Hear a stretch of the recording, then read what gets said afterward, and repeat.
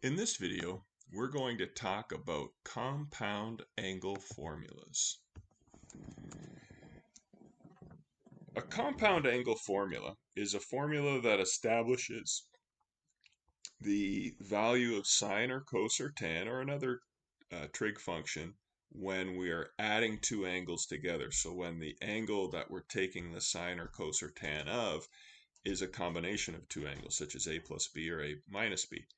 And there are numerous compound angle formulas, and they should be memorized by a good student.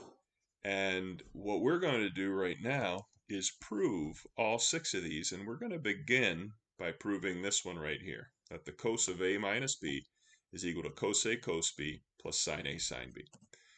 Now, the way we're going to do that is to draw a unit circle with a couple of angles. One of the angles is b, and one of the angles is A. And so if the angle B is the smaller one and the angle A is the bigger one, then the angle A minus B will be the one shown there in blue. Okay? Now, we know from the unit circle and the winding function that if the angle B is given by this terminal arm right here, then that the coordinates of that point right there will be cos B sine B. And we know from our work with the unit circle and the winding function that if the angle A is given by the second terminal arm, that the coordinates of that point are cos A sine A. Well, what we're going to do to prove the compound angle formula in question is we're going to draw a line in between them and call that line, call the length of that line segment C. So A and B both represent angles. C represents the length of a line. Okay? Now, what we're going to do is we're going to determine the length of that line two different ways. We're going to calculate it first by using the distance formula that we learned in grade 10. So the distance from one point to another using the distance formula. And then the second way we're going to do it is by using the cosine law, recognizing that what we have is a triangle where we know the length of one of the sides is 1 and another side is 1. And we know the angle in between is a minus b. It's really a side angle side situation, and using that we're going to develop an expression for the side length c. So let's start first by talking about the distance between the 2 points. We know the distance between 2 points, if we let c be the distance, from grade 10 math is equal to the square root of x2 minus x1 quantity squared plus y2 minus y1 quantity squared. Well, if we square both sides, we get c squared equals x2 minus x1 quantity squared plus y2 minus y1 quantity squared. Okay, now what we're going to do is expand out that last term. This term that we see right here with the check mark, we're going to expand it out. So we've rewritten it here. Now what that means is it's cos A minus cos B times cos A minus cos B, and then it's sine A minus sine B times sine A minus sine B. Now, the way that we develop an expression is literally expanding. Cos A times cos B, negative cos B times negative cos B, etc. And then we do the same thing in the upper line. We're just using the distributive property. When we use that distributive property and then collect like terms, we end up with this expression right here. Cos squared A minus 2 cos A cos B plus cos squared B plus sine squared A minus 2 sine A sine B plus sine squared B. So we can say that that is what c squared equals. Okay? Now, keep in mind, though, that when I take cos squared A and add it to sine squared A, I get 1. And when I take cos squared B and add it to sine squared B, I get 1. So rearranging this, all I'm doing here is I'm taking this expression still, the same one, and I'm just going to rearrange the terms.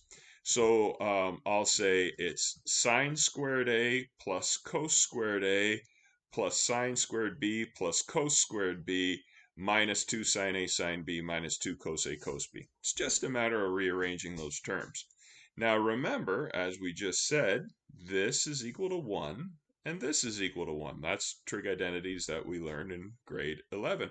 So what we really have is 1 plus 1, just to re-show you, 1 plus 1 minus 2 sine A sine B minus 2 cos A cos B.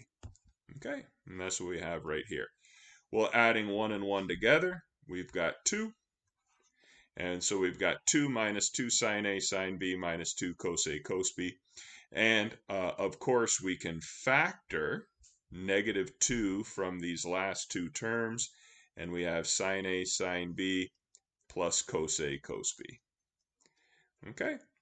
And so we end up with this expression right here. So we have developed an expression for side length C. Actually, to be more specific, we've developed an expression for C squared using the distance formula.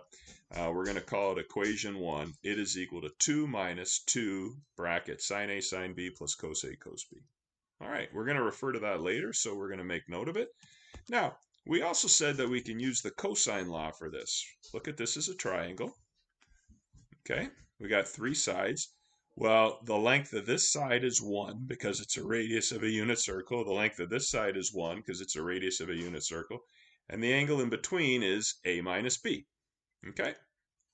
So, we can say that C squared, using the cosine law, C squared is equal to 1 squared plus 1 squared minus 2 times 1 times 1 times the cosine of the angle in between.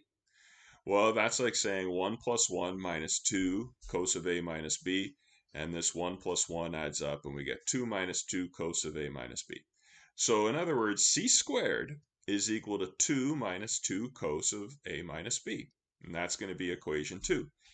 Well, whether you realize it or not, looking at this side length C, we've now evaluated C squared 2 different ways. Using equation 1, we said it was 2 minus 2 times sine A sine B plus cos A cos B. And using the second method, we said C squared is 2 minus 2 times the cos of A minus B. Well, if we subtract 2 from both sides, and then if we divide both sides by negative 2, we end up with the statement sine A sine B plus cos A cos B equals the cos of A minus B. So here it is more properly written out.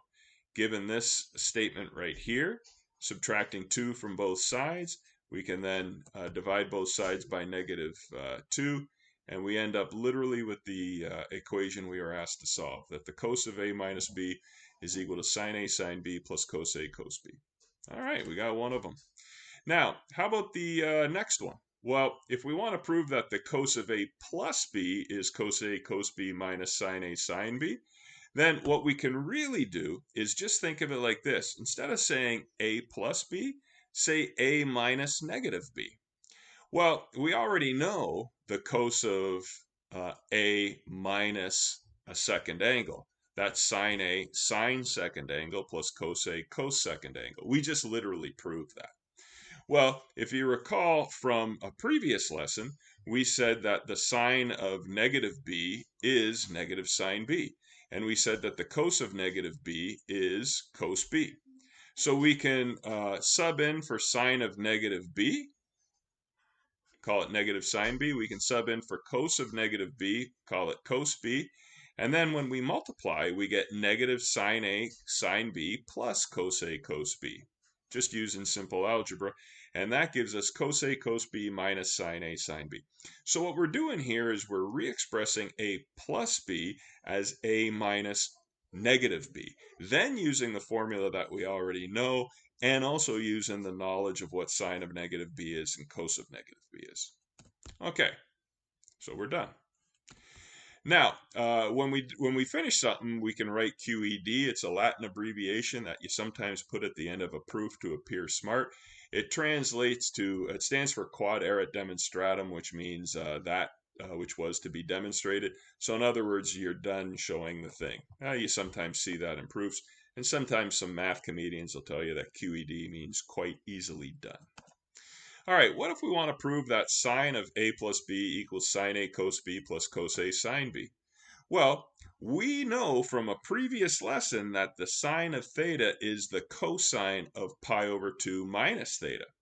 So the sine of a plus b, that's like saying the sine of something is the cos of pi over 2 minus that something. So the sine of something is the cos of pi over 2 minus that something. All we have to do now is distribute the negative sign, and we get pi over 2 minus a minus b. Well, that tells us we've got the cos of pi over 2 minus a and then minus b. So we've got the cosine of an angle, pi over 2 minus a, minus a second angle, b. Well, if you'll recall, we know that the sine of a plus b is the cos of pi over 2 minus a minus b. So we can apply the first compound angle formula. The sine of a plus b is equal to sine of pi over 2 minus a sine of b plus cos of pi over 2 minus a cos of b. We learned earlier that the sine of pi over 2 minus a is equal to the cos of a, and the cos of pi over 2 minus a is equal to the sine of a. So we can sub those in, and we end up with this expression right here, that the sine of a plus b is equal to the cos of a cos of a sine of b plus the sine of a cos of b. And we've proven it. Another formula would say that the sine of a minus b is equal to the sine of a cos b minus cos of a sine b. Well, we can prove that by simply saying that the sine of a minus b is the same as the sine of a plus negative b. Using the formula that we already know for sine of angle 1 plus angle 2, we get this expression right here. But we know what cos of negative b is. It's equal to cos of b. And we know what the sine of negative b is. It's equal to the negative sine of b. So we plug both of those in, simplify a little bit, and we get the expression that we were asked to prove. Okay?